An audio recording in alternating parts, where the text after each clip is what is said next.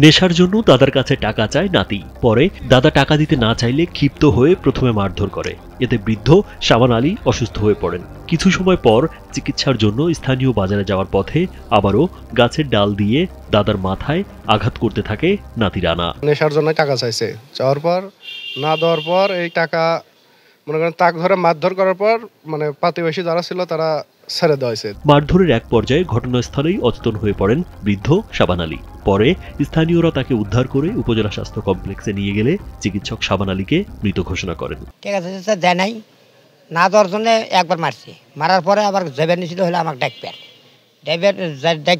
নিয়ে ডাকবে যাওয়াতেই ওই যে চেয়ারম্যানের বাড়ির সামনে মুড়া ধরিয়া বেড়েছি, বেড়িতে মেরে ফেলেছি। রোববার সকালে বগুড়া শেরপুর উপজেলার চণ্ডীপুর গ্রামে এ ঘটনা ঘটে।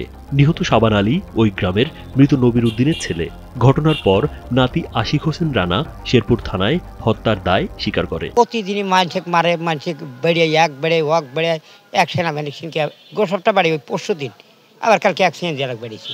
তাহলে এরকম ভাবে দরবার তো প্রতিদিন করা যাবে। মরদেহটি উদ্ধার করে ময়নাতদন্তের জন্য বগুড়া শহীদ জিয়াউর রহমান মেডিকেল কলেজ হাসপাতালের মর্গে পাঠানো হয়েছে। আর রানাকে গ্রেপ্তারের পর মামলার প্রেক্ষিতে আদালতে পাঠানো হয় বলে জানান শেরপুর থানার পুলিশ পরিদর্শক জয়নুল আবেদিন। গাছের মোটা ডাল দিয়ে আঘাত করলে গুরুতর অসুস্থ অবস্থায় তাকে শেরপুর হাসপাতালে তার আত্মীয় স্বজন নিয়ে আসে এবং শেরপুর হাসপাতালের কর্তব্যরত ডাক্তার তাকে মৃত ঘোষণা করে।